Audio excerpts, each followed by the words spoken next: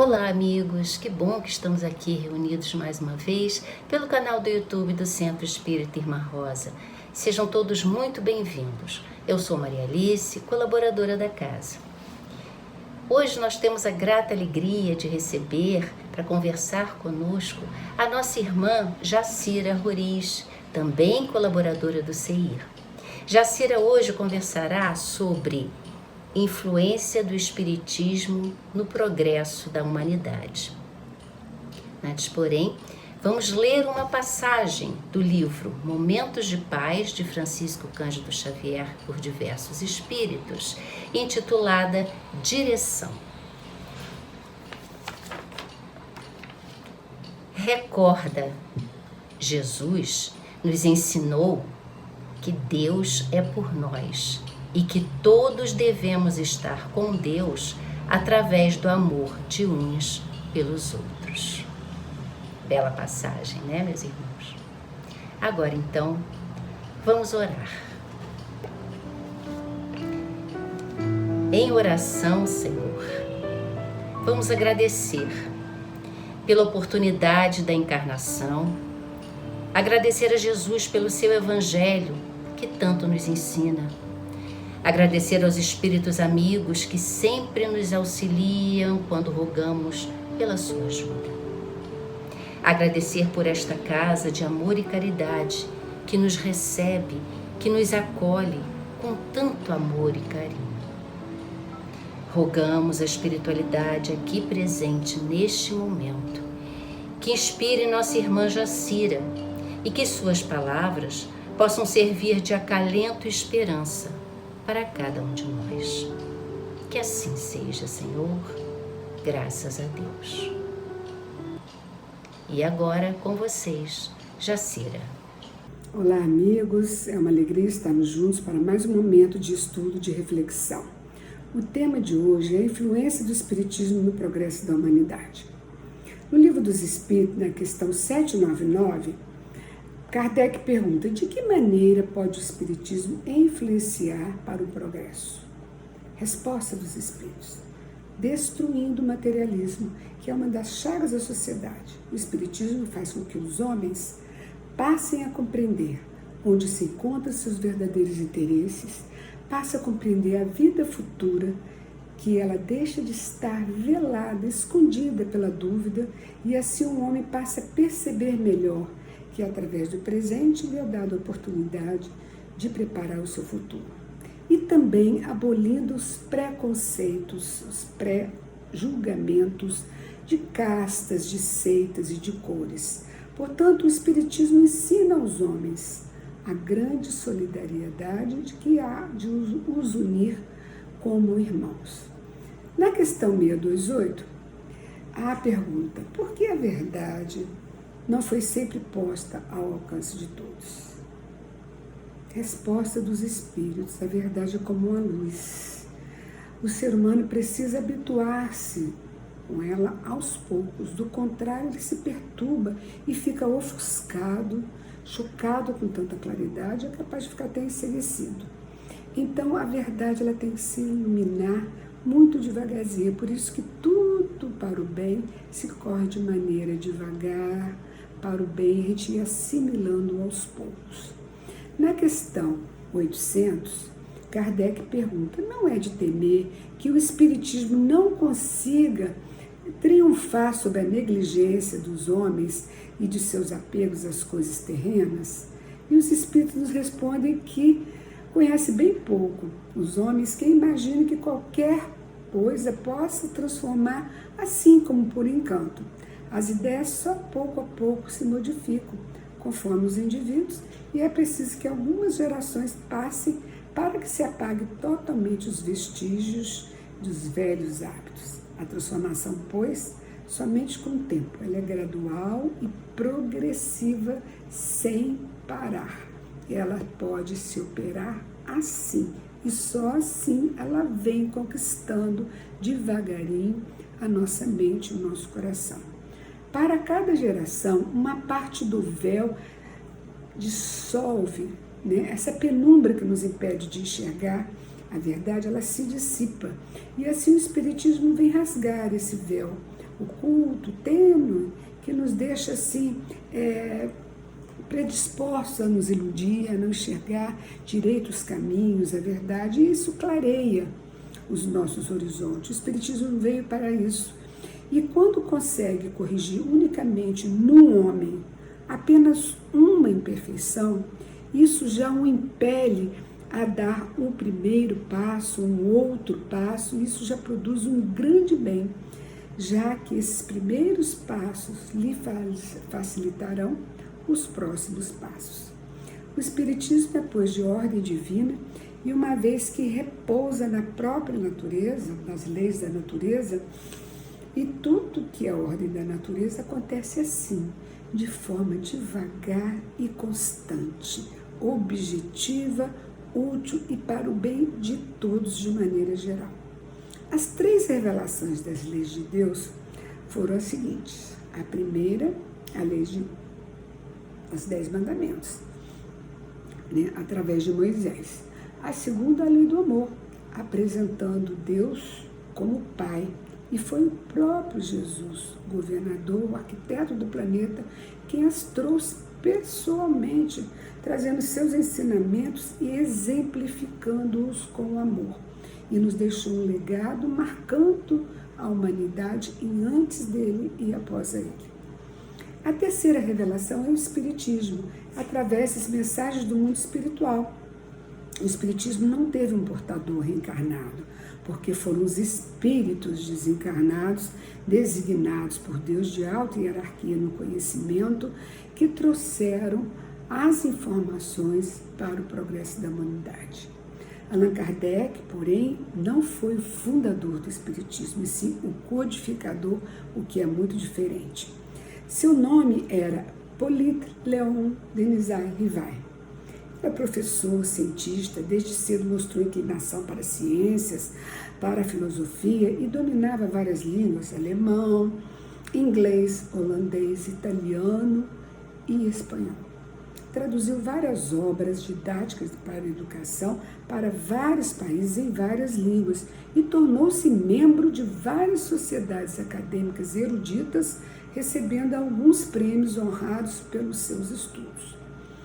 Durante vários anos, o professor Hippolyte participou ativamente dos trabalhos da Sociedade de Magnetismo, estudando-se e dedicando-se à investigação dos fenômenos de sonambulismo, do transe, da clarividência e de outros fenômenos. Em 1852 é que começou as suas experiências com o mundo espiritual. Nessa época, a Europa estava despertando a atenção para os fenômenos provocados pelos espíritos que corriam o mundo inteiro. Acontece que nessa época, o que os espíritos chamaram de uma invasão organizada e determinada pelo alto, pelo mundo espiritual. E nada mais foi do que a permissão de Deus, que a tudo comanda, que os homens tomassem conhecimento da existência dos espíritos, ou a sobrevivência dos espíritos depois da morte do corpo. A história descreve inúmeros fenômenos e dentro desses, vários deles, os que ficaram mais famosos, mais notórios foram os fenômenos das mesas girantes na França e os fenômenos de Hydesville nos Estados Unidos. As mesas girantes, as pessoas se encontravam em volta das mesas e colocavam as mãos, a mesa girava, dava a volta e batia uma perna dizendo sim ou não às respostas das pessoas. Isso virou um acontecimento na França. Então, toda festa, todo sarau terminava com as mesas girantes. Já o fenômeno de Hydesville foi mais sério, porque ali, naquela casa, morava uma família tradicional, inglesa, que se mudou para os Estados Unidos, e eles começaram a receber determinadas pancadas e barulhos na casa. E as duas meninas, quando estavam presentes, esses fenômenos aumentavam, e quando elas estavam ausentes, eles diminuíam. Então foram analisar de perguntas e perguntas. Um dia a menina disse a eles, Senhor Pé Rachado, porque o barulho era como se fosse uma caminhada numa tábua que não estava muito presa, então ela rangia. Então elas botaram o apelido de Seu Pé Rachado. Então disseram, Seu Pé Rachado, faça o que eu faço. E deram 3 palmas. e o fenômeno aconteceu, houve as 3 palmas. E aí começou os estudos, a análise, viram. Ele se manifestou dizendo que ele era um mascate, um vendedor que ia de porta em porta e que ele foi assassinado e preso, seus vestígios corporais dentro de uma parede daquela casa. E ele, por permissão de espíritos superiores, veio anunciar que ele continuava vivo. Após pesquisas, analisaram o que era verdade, desmancharam a parede, viram os produtos lá, o cadáver, viram os ossos, e foi comprovada a existência desse mascate naquela casa. E esse fato correu o mundo inteiro. Porém, o professor Evail, ele tinha um pouco de reticência para os fenômenos que aconteciam na França, porque era ligado muito a festejos, a futilidade, as pessoas perguntavam as coisas que tinham mais interesse no cotidiano da vida, mas ele começou a investigar os fenômenos nos Estados Unidos, no Reino Unido, na Alemanha, e na França. Um dia ele foi convidado por seu amigo e colega, respeitável pesquisador do magnetismo, o senhor Fortier, que disse que, apesar de as mesas girantes ser um festival de alegria e de entretenimento na França, havia esse fenômeno com motivos sérios. Ele mesmo promovia na sua casa, na casa da senhora Plamaison, movimentos que traziam respostas impressionantes. E o Allan Kardec ficou muito interessado. O senhor professor Hippolyte Léon, ficou muito interessado de assistir e foi com uma certa reticência e ficou impressionado quando conheceu os fenômenos da mesa girante. A partir daí, ele começou a perceber a seriedade das informações recebidas, porque ali era formulada perguntas profundas sobre a vida dos espíritos, a interrelação dos 2 mundos, corporal e espiritual, e começou a anotar as coisas, até que um dos espíritos que passou a coordenar a orientação das suas perguntas e das suas respostas, revelou a ele, ao professor Hippolyte Léon Denisard Rivail, que o conhecia já desde o tempo dos druidas na região da Gália, em outras encarnações, quando ele se chamava Allan Kardec. E foi aí que ele adotou o pseudônimo de Allan Kardec. Depois de anos de pesquisas e averiguações da veracidade dos vários grupos sérios que se encontravam um dia e hora marcada, em várias partes do mundo, com perguntas iguais e as respostas vinham iguais, ressurge então o codificador, aquele que arruma, cataloga, com a metodologia, trazendo um método de estudo sequencial dentro de uma lógica. E imagine o trabalho hercúleo dele, porque naquela época não tinha internet, nem sequer telefone tinha. Então era um trabalho por cartas, que ele mandava para vários países, um grupo não conhecia o outro, e vinham as respostas iguais. Então, ele, depois de muitos anos nesse trabalho exaustivo e enriquecedor, ele começou a reunir as informações, até que em 1857 ele publicou o Livro dos Espíritos, sob a supervisão e orientação dos espíritos de sabedoria, de conhecimento do mundo espiritual.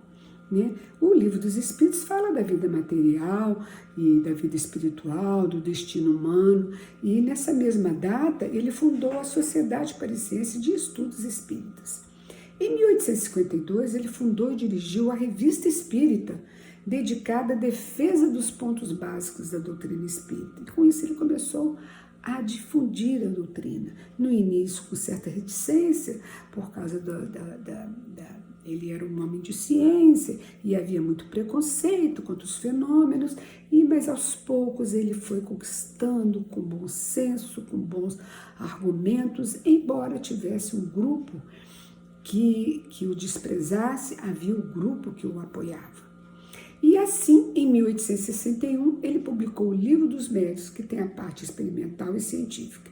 Em 1864, ele publicou o Evangelho segundo o Espiritismo, que explica os ensinos morais de Jesus, como o próprio nome diz, Evangelho segundo o Espiritismo, dando à luz da doutrina espírita, com a base na reencarnação e nas suas palavras, com a base nas sucessivas vidas, nas múltiplas reencarnações, falando da imortalidade da alma.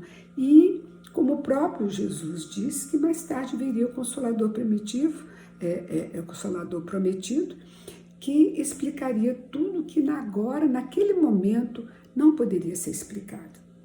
Em 1865, ele publicou O Céu e o Inferno, que traz o aprendizado sobre a justiça de Deus.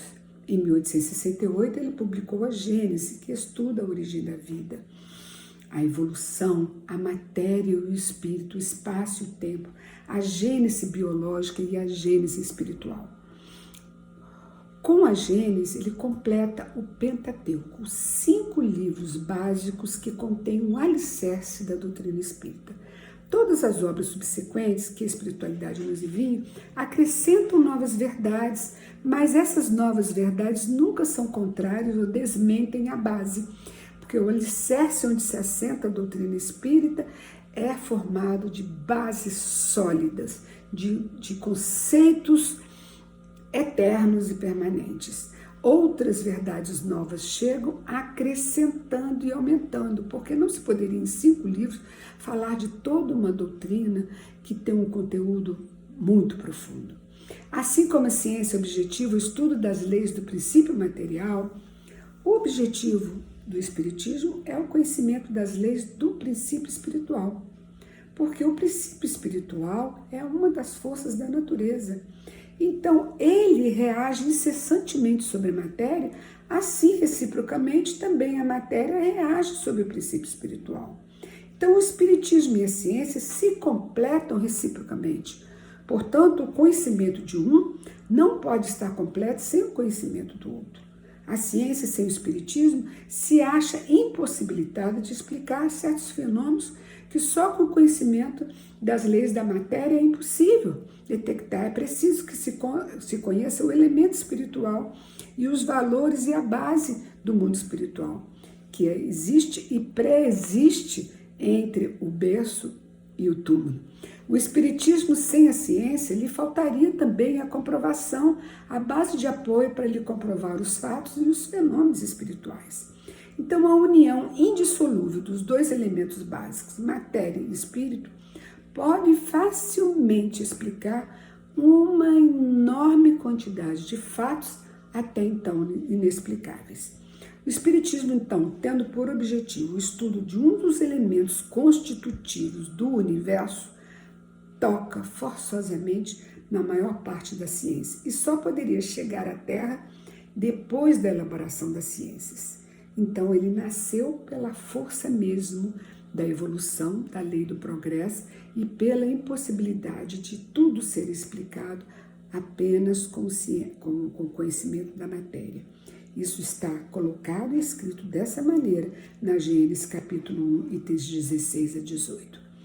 Assim, as palavras de Kardec podem identificar o tríplice aspecto do Espiritismo. Ele é ciência, filosofia e religião. 3 aspectos importantíssimos. Como ciência, a doutrina espírita produz em nós o conhecimento concernente às leis de Deus que regulam a vida e também as manifestações dos espíritos. Comunicabilidade, a influência dos espíritos em nossas vidas, outros fenômenos,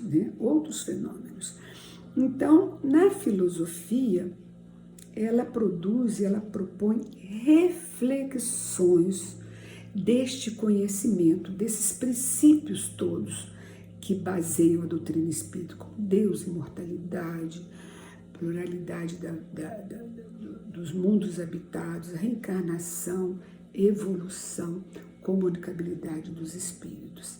Então, as reflexões é o lado filosófico e é muito importante, porque se a gente ficar só apenas com o lado do conhecimento, o lado cerebral, nós vamos apenas conhecer. Sem fazer devida reflexão, nós não sedimentamos os conceitos. E o mais importante na proposta espírita é essa sedimentação desses conceitos em nós, porque filosofando, ou seja, refletindo e analisando isso em nossas vidas, nós podemos trazer esses valores para dentro de nós e com isso modificar uma série de conceitos que a gente precisa ser ajustado. Então, o aspecto da religiosidade é a prática desses princípios fundamentados nos ensinos morais de Jesus. Portanto, a palavra religião, se a gente olhar lá no dicionário, está escrito lá que religião é aquela que tem ritual, imagem, hierarquia sacerdotal, exercícios exteriores, manifestações exteriores da religiosidade.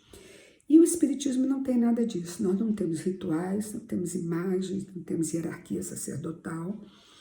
Então, o Espiritismo, ele é uma religião não ortodoxa, porque ela prega para a gente a religiosidade, ou seja, o sentimento é a reflexão daqueles conhecimentos, a análise das práticas ensinadas por Jesus, junto com o conhecimento das leis de Deus, é que vai trazer para nós a reflexão necessária a uma mudança de conduta que nos religa a Deus, nos leva o fato de entender os mecanismos de Deus.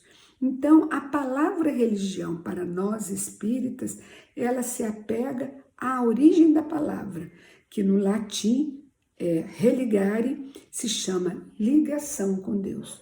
Então, a nossa religiosidade não tem demonstrativos exteriores. A nossa religiosidade é toda interior. Ela produz conhecimento e reflexão para que ela vire prática.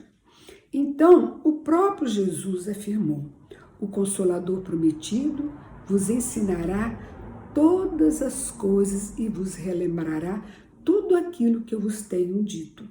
Então, o Espiritismo é a nova ciência que vem revelar ao homem, por provas irrecusáveis, a existência e a natureza do mundo espiritual e as suas relações com o mundo corporal. E não mostram mais esses fenômenos como uma multidão de fenômenos miraculosos, misteriosos, incompreendidos, que por muito tempo foram incluídos nos fenômenos fantásticos e sem explicação. Não mais é assim, isso foi lá no início, mas sim, agora a existência do mundo espiritual e suas relações com o mundo espiritual são reveladas aos homens pelo Espiritismo, como uma das forças vivas e incessantes e ativas incessantemente da natureza em torno de todos nós. O Espiritismo, portanto, é a chave da qual se explica todos esses fenômenos com muita naturalidade. Nenhuma ciência existe que tenha saído do cérebro humano. Todas, sem exceção, são frutos de observações sucessivas de fenômenos naturais, apoiados nas observações anteriores, precedentes, através de um ponto conhecido para se chegar num ponto desconhecido. Os pesquisadores descobrem as leis que fundamentam o fenômeno, mas eles não criam os fenômenos, que estes sempre existiram. Por exemplo, dizem que Isaac Newton estava debaixo de uma macieira e quando lhe caiu uma maçã, ele, com seu pensamento matemático, analisou por que a maçã cai assim, por que a folha cai assim. Para nós tão óbvio, porque um é leve, porque o outro é pesado, mas ele, com seu pensamento de físico e de matemático, elaborou, fez lá vários testes e equacionou e chegou à conclusão da existência da lei da gravitacional universal.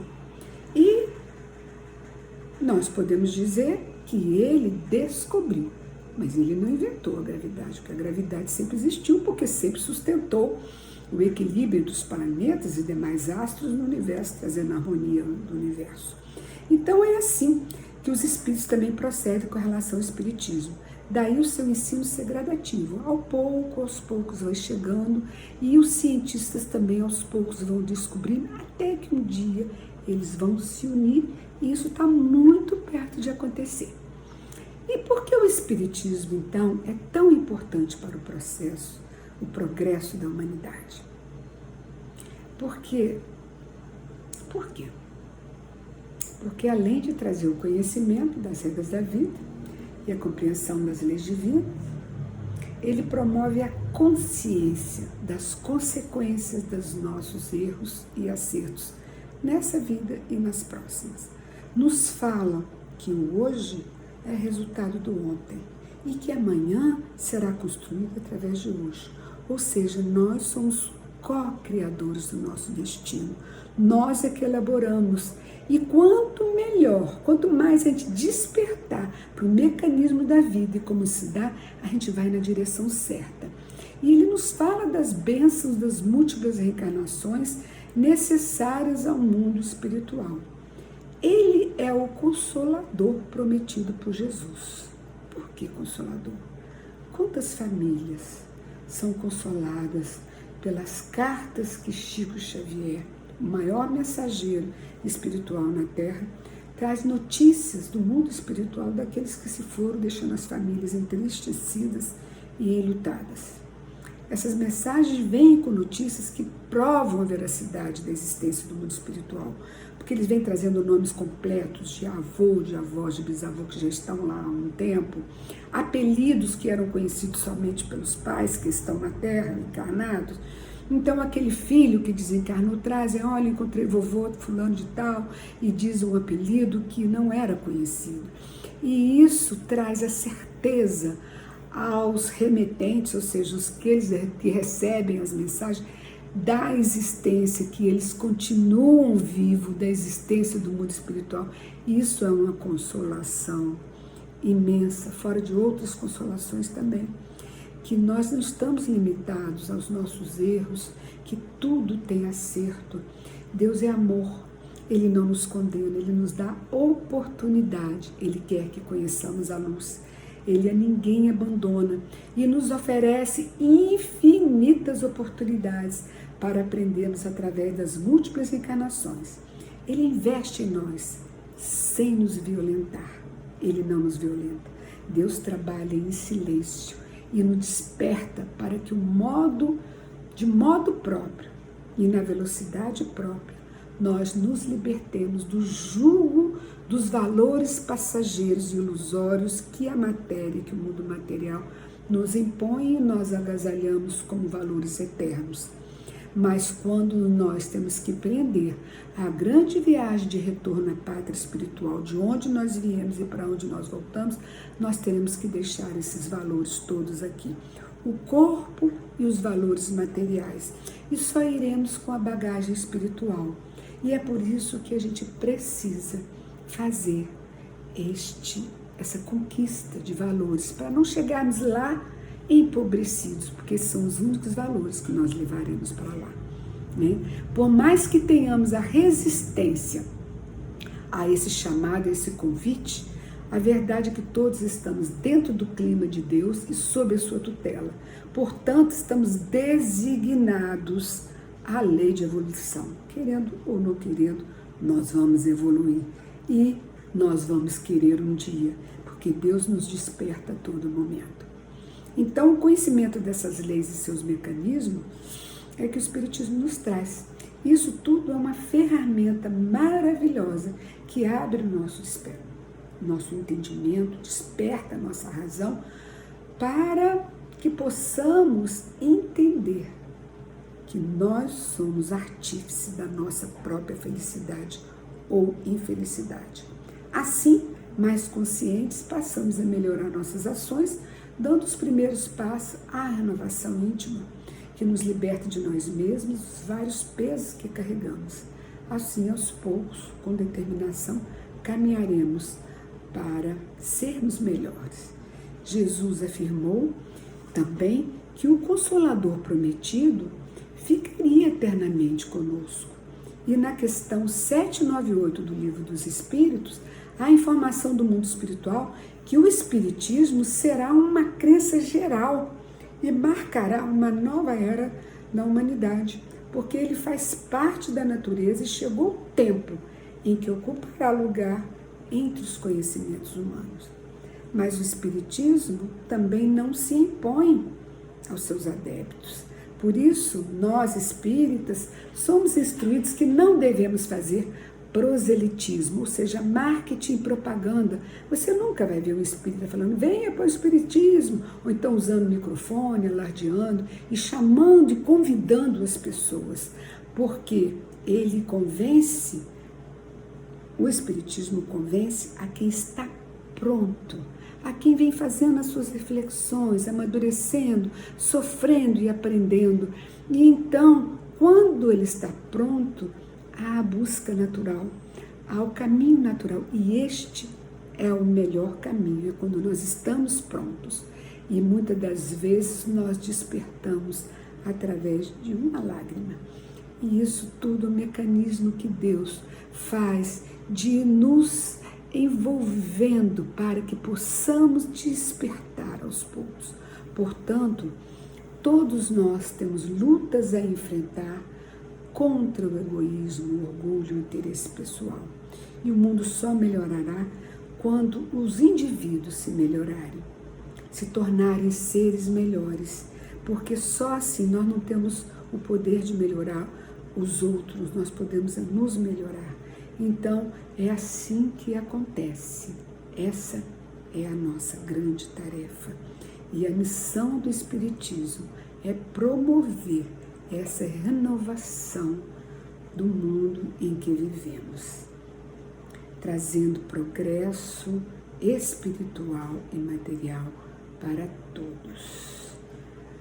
Terminando, então, a nossa exposição de hoje, o nosso momento de reflexão, vamos dirigir o nosso pensamento ao Pai em agradecimento e em oração.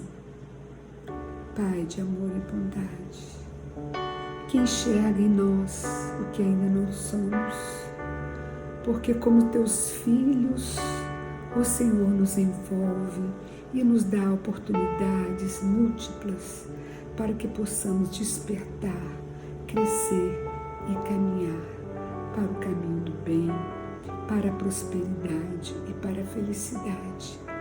Ampara, Senhor, o mundo tão conturbado que estamos vivendo hoje, em que todos procuram apenas o conforto material.